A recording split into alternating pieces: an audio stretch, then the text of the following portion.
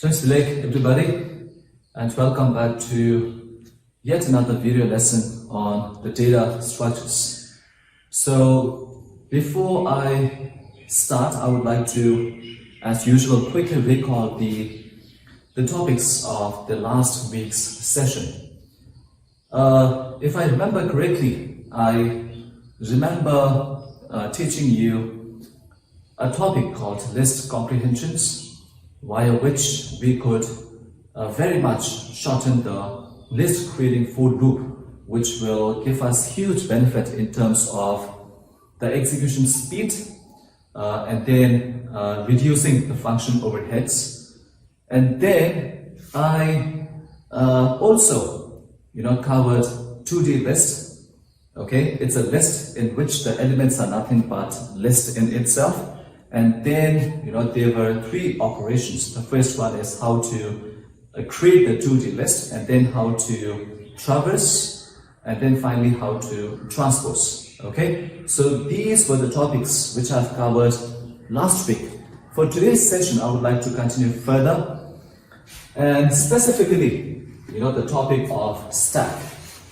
So I did tell you a brief definition of stack a couple of weeks back. Stack is a data structure, okay, in which the lists are stored in a manner of the principle of LIFO, last in, first out. Okay, so in your curriculum, the stack is actually implemented via a list. Okay, so basically it's a data structure, and the data structure is demonstrated or explained or implemented through the data type of list. Of course, it could be done via the dictionary or any other the data types. Okay, as of now, we would like to focus on the stack as the data structure implemented through the linear list. So in short, you could define the stack as the linear list implemented in a LIFO manner. If I could repeat, it's a linear list implemented in a principle of the last in, first out format. So this particular concept has a huge significance in the internal operation of the softwares. So without any further delay, let's get started. Before I get on with the main of the big program, let's try to understand the meaning of push, pop, and then you have peak, and then underflow, and then overflow. Okay, so these terms are very important as compared to based on the stack. So let's take a very simple diagrammatic example. You know what is meant by the stack. Let's say I would like to push a character A on the stack. So push means the addition of the item or the list node onto the stack is called pushing. Adding an item or adding a node on the stack is what is meant by push. Alright? Pop means removal of the node or removal of the item from the stack is called pop. Okay?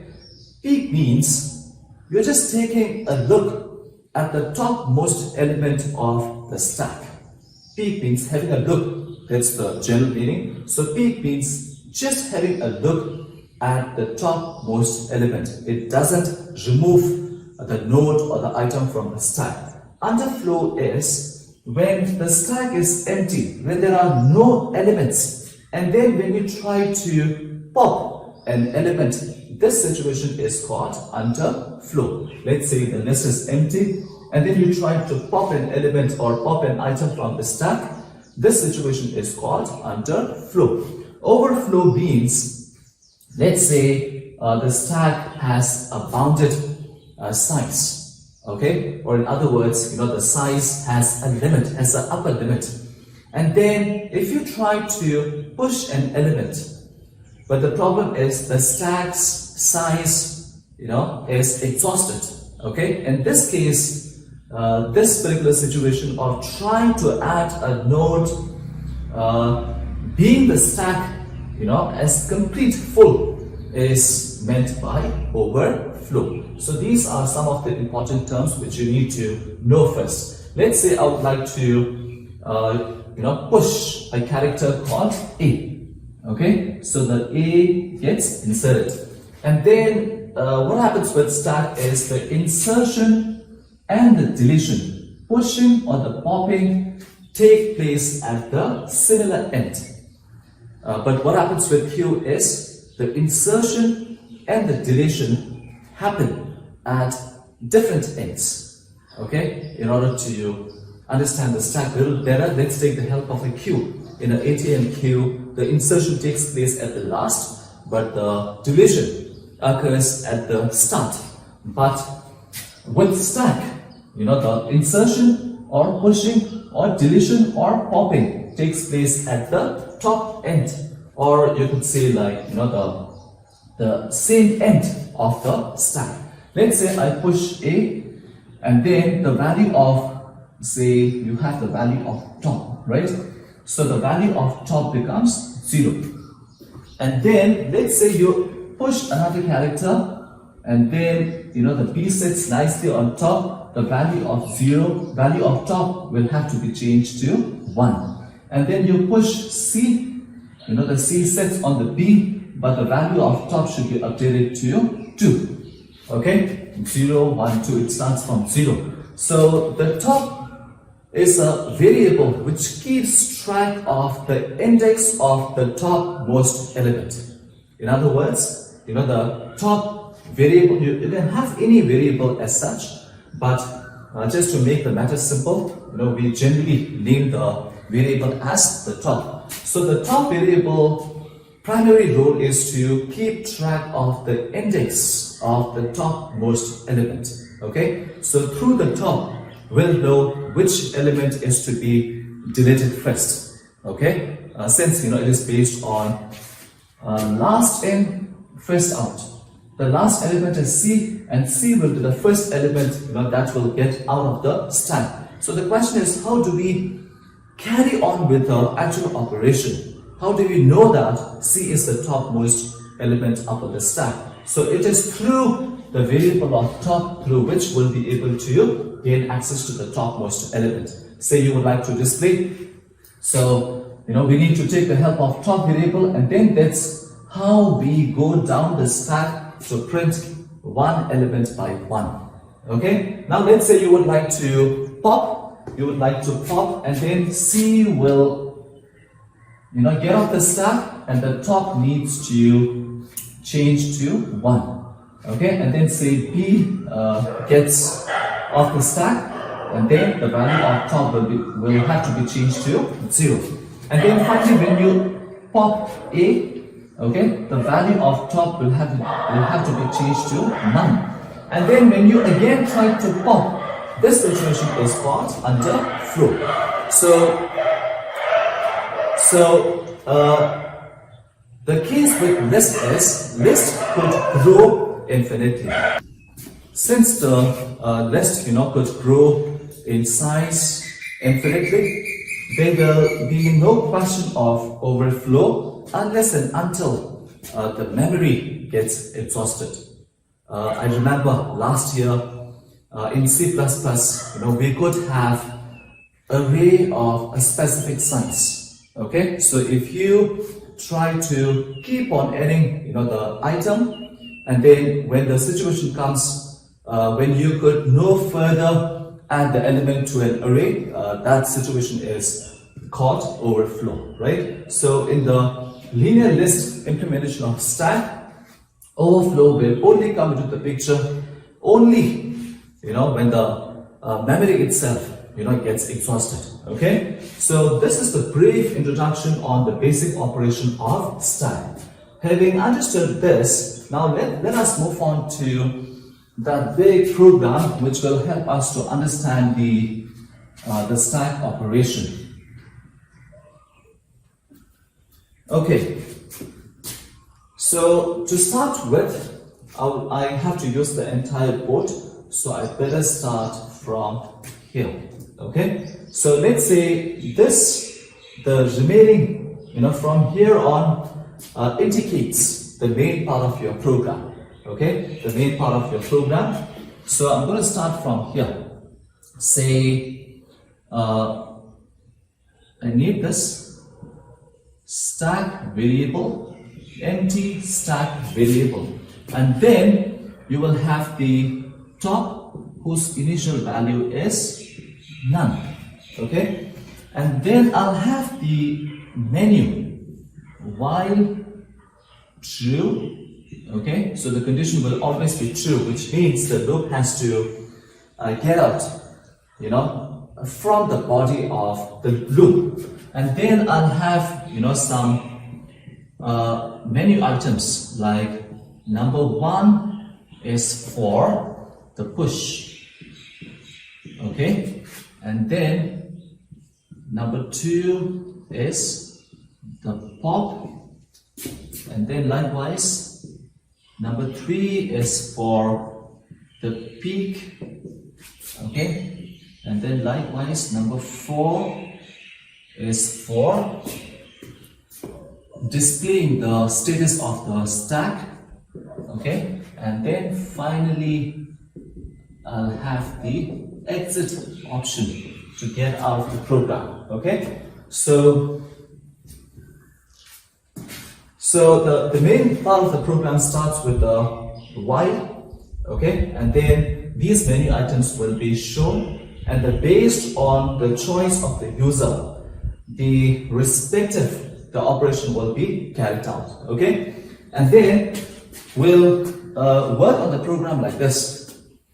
We'll first start with the function call to push, and then we'll come up with the function definition for push, and then function call for the pop and function definition for the pop. Okay, so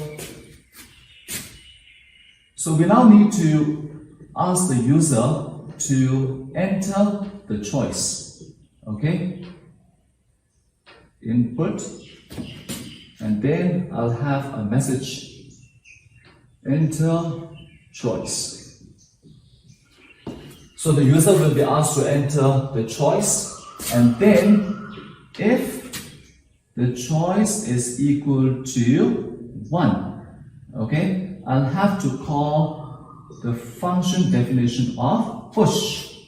And then what I do is I send 2 arguments. Okay, I send 2 arguments. The first one has to be the item to be pushed, and then the list itself. Okay, so I'll have to first prompt the user, item is equal to int input, and then I'll have a message, which is like enter the item. Okay, so if the choice is 1, you'll have to ask the user to enter the item that needs to be pushed onto the stack. And then let's call the function. While calling the function, I need to send 2 arguments. The list itself, the name of the list is stack, and then I send the item, the very item that needs to be pushed onto the stack, right? So this is the function call for the push. Now let us come up with the function definition, but before this, or just use this, just get a little closer so that I don't get off the range of the camera. Okay, say I need this def is empty. Now this is the function definition to check whether the list is empty. So that just in case if you try to pop an element, just in case if you try to pick an element when the list is empty, I need to convey the user that the list is empty. So for which, I have this function definition of is empty to check whether the stack is empty, which means you cannot perform the operation of the pop and the peak. Okay, accordingly, I'll have to either display the message of underflow or overflow. And then let's receive it as STK. And then colon, and then how do you check? It's pretty simple. If the length of STK is equal to 0. Okay, so if the number of items in the stack is equal to 0, which means you cannot perform the operation of pop and push. So that means, you'll have to return a message, say underflow. Okay. Okay. So, this is how I check, or perhaps, I'll put right here. True will be easier. Okay. Return true, and then else. Okay. Return false. We'll make the program a little shorter. So this is how I write the function definition for is empty. The next up is I have to write the function definition for push. So I'll have here diff, and then the name of the function push, and then we'll receive the stack as STK, and then item in the item. Okay. So having received the stack in STK and then the value of item in item again, we'll have the statement of append, or the function of append, STK dot append, and then it is the item that I want to have it appended to the STK. So in other words, this function will help us to push the item onto the stack, namely STK. And then you'll have to update, like I said just a while back, you need to update the value of top. Initially it is none. So the value of top will be length of STK minus 1. So you need to remember this. Whenever you use the function of length, the starting number always is 1. But when you check out the value of top, it starts from 0. So the value of top will always be 1 less than the value of length of STK. Say, this is the stack. If I just count the number of items in the stack, the counting always starts from 1, 2, 3, 4. How 1, 2, 3, 4. But however, if you refer to the value of top, the value of top starts from 0. Okay? So the value of top will always be 1 less than length of stack. And then this is how you write the function definition for the push. Now let us move on to the next choice. L if ch is equal to 2. Okay? And then 2 means you're referring to the pop menu item. And then item is equal to, be careful. In the function call, you should have the first P of pop in uppercase. Okay? The small case or POP is a keyword. It is a built-in function. It is a built-in function of the list data type. So be careful. You have to use the big POP. Now this is very much the user-defined function. If you write small p, it becomes the built-in function of the list data type, and then I send the name of the stack, which is nothing but the stack. Okay, this looks like a small s. Okay, and then it goes up. I've not yet written the function definition, just in case if the item value is equal to underflow. Okay, this is very much a possibility.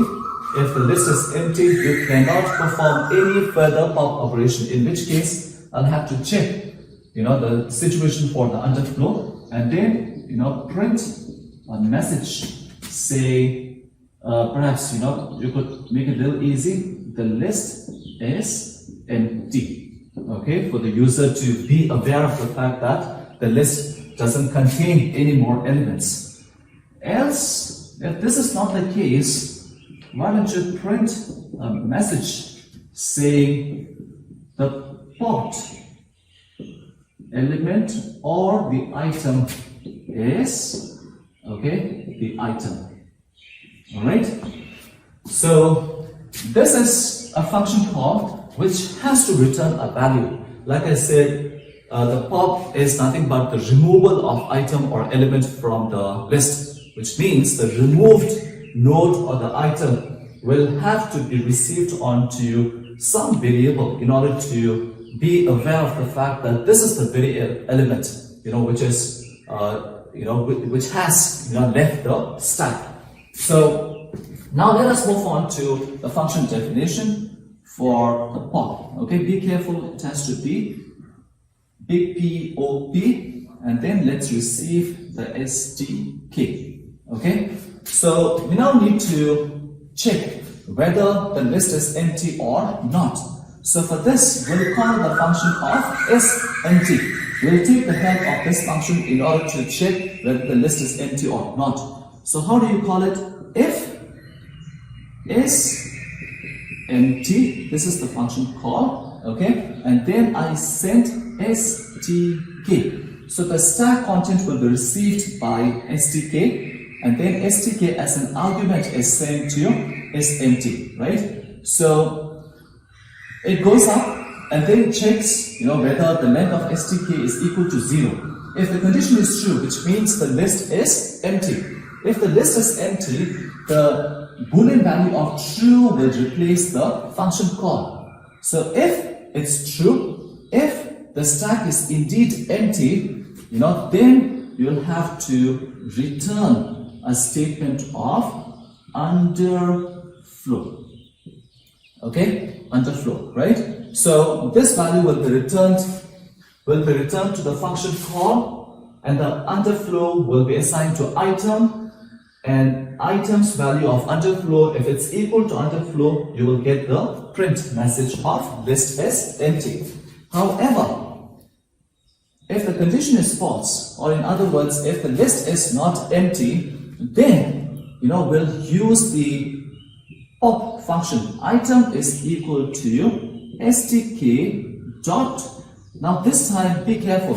This is very much in lowercase. Small pop is a inbuilt function with regard to the list, which will get rid of the topmost element from the stack.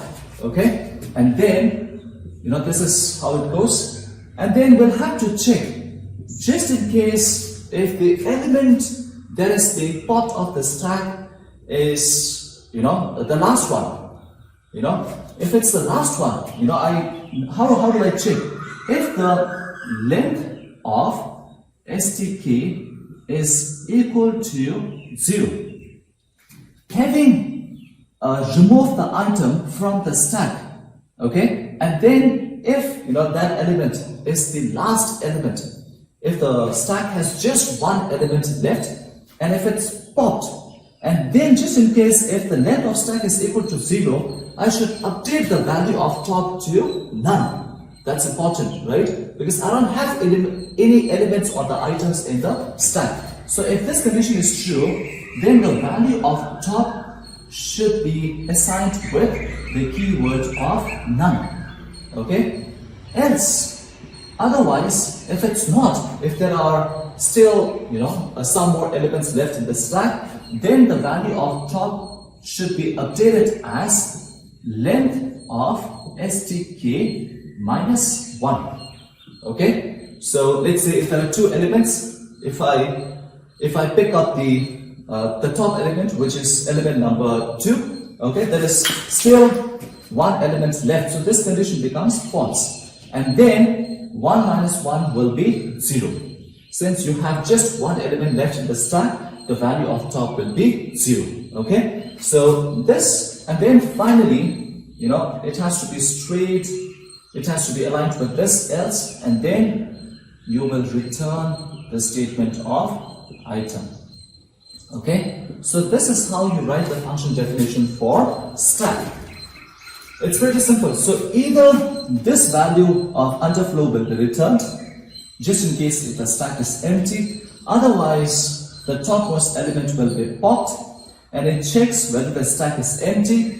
If it's empty, the new value of top will be none. Otherwise, the value of top will be length of stack minus 1. I'll run the output a little later. And then finally, if this condition is false, the item will be sent and then will be received by this item. Okay? So since the value of item is not underflow, this condition will be false, and then you will get the print message of popped element is the value of item, which has to be the topmost element of the stack. Okay, so we move on to the next one. If the value of choice is equal to 3, so 3 value is referred to the peak. So again, it will be pretty much the same item. Now this time, I'll have the peak and then I'll send the stack. Okay. You need to remember this, the peak and the push. These two are very much user-defined functions. We don't have predefined or built-in functions like push and peak. Okay, but we do have pop as a built-in function or predefined, but that pop has to start with a small p. Okay, so these are very much a user-defined function. So again, it's going to be pretty much the same. I just completed. If the item is equal to underflow, okay, print the message of list is empty, alright? And then otherwise, list is empty, else I would like to print a message of when you peak, what happens? You get to see the topmost item, right? Topmost item is equal to, comma, and then I'll just write here, item. Okay? So this is the function call for the peak. Now let's move on to the function definition. Okay, it should be pretty simple. Okay, up here you have the def keyword, and the name of the function is peak. And then let's receive the stack list in STK. So again, check if it's empty or not by making a call to a function of is empty. And then we will send STK. If the condition is true, if the list is empty, you could perhaps return a string value of underflow. Okay? Else, if the condition is false, we'll do it a little differently, even though the same operation could be done in some other ways. Else, if the condition is false, then we'll find out the value of top. How do you find the value of top? Is len of stk minus 1. Okay, I hope you know the reason. The top value starts from 0, however the length of the list always starts from 1. Okay, so if the list is not empty, get the value of top, and then why don't you return the topmost element as stk. This is the square bracket. Okay, when you are referring to the stack element through the index, you need to use the square bracket. The built-in functions, or for that matter, any functions, needs to use the common bracket, and then I have the value of top. Okay, so this is pretty much the definition of the peak function, right? So it's pretty simple. Let's say you have 5 elements, 6, 7, 8, 9, 10. 6, 7, 8, 9, 10 means the value of top, if it starts from 0, it has to be 6, 7, 8, 9, 10, 0, 1, 2, 3, 4. Okay, so what happens here is the condition will be false, and then the value of top will be, length of stack will be 5. Okay, 6, 7, 8, 9, 10, 5 minus 1, the value of top will be 4. So when you return the STK of 4, you're referring to the value of 10, which is the topmost element, right? Having said this, you're not removing the topmost element, okay? Just returning it, but there is no change in the status of stack, unlike in the pop function, okay? So you know how popcorn works, right? It keeps popping off. Okay, it does fall back, but generally it goes straight into your mouth. So that's maybe, perhaps, there is a link between this pop and the popcorn. So now finally, let's say you would like to check the status of the stack with each pop, with each push, the status, could change. So for this, you have the option of number 4. Okay, L if the choice is equal to 4. If the choice is the fourth one, let's call the display function straight away by sending the argument of stack. Okay, so this should be good enough. This change should be good enough. So again, I'll have the diff of display, right? And then let's receive it as STK. Okay. And then we'll just find out the value of top. This is important. I need to start printing the elements of the list from the top. Okay, so this is how I generally print the list items, and then followed by some kind of arrow pointing to the topmost element. So the stack will try to retain the structure of the stack. So to get the value of top, how do you get it? Len of STK minus 1. Okay? And then we'll print the topmost element, print, and then STK of top. Okay? And then I'll just have less than sign and dash in order to signify that this indeed is the topmost element. So this will ultimately be printed in the output screen, okay? And then I now need to move on with the remaining elements, for which I'll have to take the help of for loop. So you have for I in range, okay? So the next value of top will start with top minus 1, and then it has to go on till 0. But the 0 value should be included. So I write here minus 1. So this, the value of I will traverse till minus 1, but the minus 1 is excluded, right? So the final value of top will be 0. Because the value of top in a stack always starts from 0, okay? And then, how do you update the value of I? It has to be minus 1, okay? I have the colon, and then print.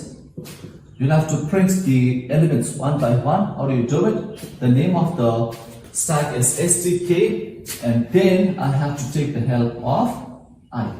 Okay?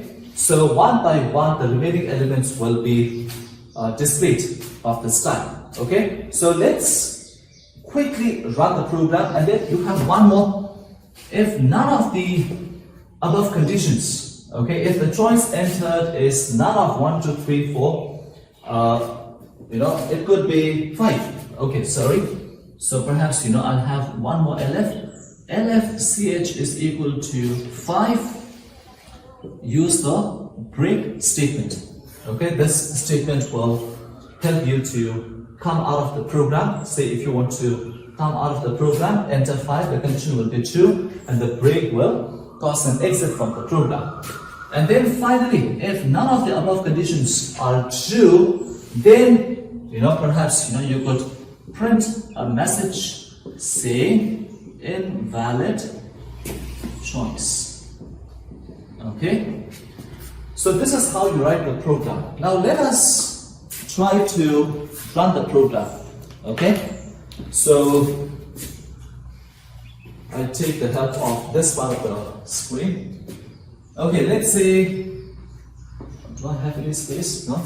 Okay, let's say this is the stack, and then I start with number 1, these are the value of choice. I hope you're able to see it. And then you have the item. Okay?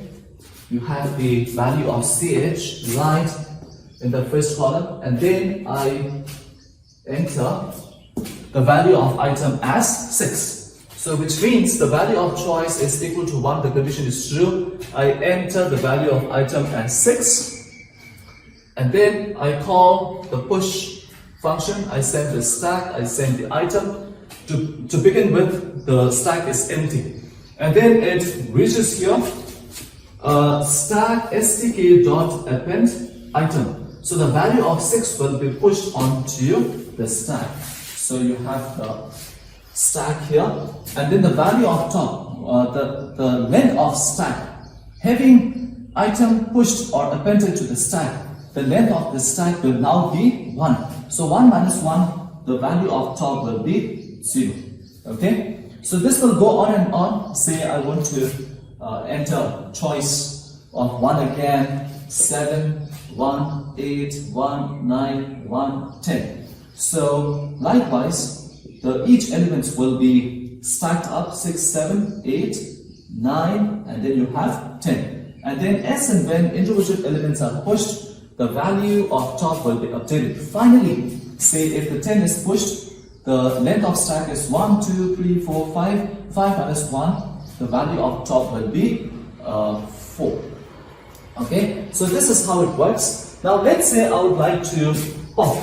Now this time, I enter the choice of number 2. Okay, so if the choice is 2, I call the function of pop. Okay, so now this is a user-defined function. So this will not directly, pop the element of the stack. So this will make a call to this function definition, right? So the status of the STK is 6, 7, 8, 9, 10. And then what happens? It makes a call up there. Okay, the condition is it equal to 0? No, the condition is false. So the false will be returned back to this function. So if false, this statement will not be executed, and then it jumps to the body of else. So stk.pop, this is very much a built-in function. This will remove, the element of the stack. So the 10 will be removed, and the 10 will be assigned to item. Okay, this will be removed. And then it checks the length of stack. The length of stack is 1, 2, 3, 4. Okay, 1, 2, 3, 4. So if it's equal to 0, then none should be assigned to top, but which is not the case. And then the value of top will be updated. So the length of stack is how much? 1, 2, 3, 4. 4 minus 1 is 3. So the new value of top will now be 3. Okay, 0, 1, 2, 3. And then finally, once these statements are executed, I need to return the value of item back to the function call. So it's 10, remember? So the 10 will be received in item. So 10 is not equal to underflow, and then you will get the message of popped element is the 10. Okay, so this is how you keep on popping. So if I keep on popping some more elements, you need to again enter number 2. 9 will get off. The top value will be changed to 2. Again, when you press 2, 8 will get off, top will change to 2. So this will go on and on until, let's say you have only one element left in the stack, which is 6. Say there is only one element in the stack, and then you enter 2. From there on, you will reach here. Is it empty? No. So it will jump to the statements of the else. And then the final value, which is 6, will be received onto the item. Okay, and then it checks the length of stack. So once this 6 gets off the stack, the length of stack is now equal to 0. Okay, if it is equal to 0, the value of top will now be none. Why none? Because there are no elements. No elements left in the stack. If there are no elements left in the stack, there is absolutely no use of top being 0, 1, 2. So it has to be initialized back to the none. Okay? So, and then 6 will be returned. And then again, when you try to perform the pop operation, this time this statement will be true. Okay? It makes the call up there. The length of stack is very much 0 since there are no elements. And then once the true is returned, underflow statement will be assigned to the item. Item, and then underflow is equal to underflow. You will get the message of list is empty, right? Now finally, say you have something like this 6, 7, 8, 9, 10. All right. Say you would like to peek. You would like to have a look. Look at this. This is the function call of peek, and then where is it? It's here. If it's empty, no. The length of stack minus 1. The length of stack is 1, 2, 3, 4, 5. 5 minus 1 is 4. STK of 4. Return it. Return the value of STK of 4, which is 10. So over here, removal doesn't take place. It just returns. But it doesn't, remove the element from the stack. Okay? So when you receive the value back in the item, it's not equal to underflow, and then the topmost element is the 10. But the status of the stack will be very much the same. It won't be disturbed as such. So either with push or pop, there will be a definite change in the status of the list. And then finally, let's say now this is the final status of your list, and you would like to check with each push, with each pop. It's a good idea to check how the list status is. So for this, you'll have to go for the choice of number 4. Okay? So let's say I enter number 4. So this condition is true, and it makes a call to this particular function, right? So it's pretty simple. STK will now have a look of this status of the list. And then the value of top will be length of stack is 1, 2, 3, 4, 5. Alright, so 5 minus 1 is 4. And then STK of 4. STK of 4 is 10. And then followed by, you have the arrow sign. And then the next value of I will be top minus 1. Remember, the value of top was 4. Okay, so 4 minus 1.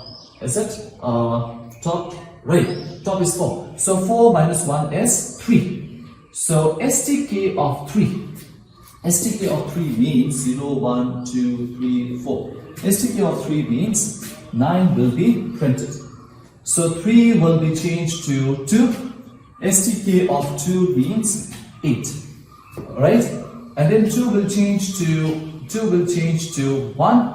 STK of 1 means you have 7. And then 1 will change to 0.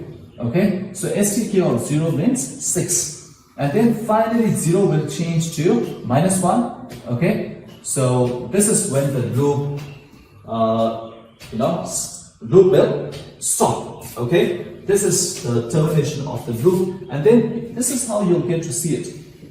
Okay, so and then you try to push again, you try to pop again, and then call the function of display. You will keep having a different look with the status of the list. And then finally, if you decide to, so you can move on randomly. Try number 1 3 times, try number 2 once, number 3 2 times, and then in between, why don't you call the function of display to check. So if you could practice this on the system, nothing like it, but first things first, you need to understand the working of the program. And then how the program works, could be viewed perfectly up on your monitor. Okay, so and then finally you decide to leave the loop. Ch is equal to 5. It will cause an exit from the loop. Values other than 1 to 5, will have the print message of invalid choice. So this is how the stack operation as a whole could be explained. But remember, this stack is generally a structure which is implemented through the means of linear list. So over here, the item node item nodes are the integers. Okay, the item nodes are integers. It could be a string. It could be, this is what is meant by the item node. The element of the stack or the element of the queue could alternatively be called as the node. This term is important. Okay, node. So at times the very node or the item node could be the list in itself. Okay, remember, so which means this as a whole is list. The individual element could again be a list with roll number, name, and then you have the marks. So there could be different kinds of the item nodes. But for the time being, in order to keep the program as simple as possible, we implemented the stack through the numbers or the integers, right? Now the next step will be the application of the stack.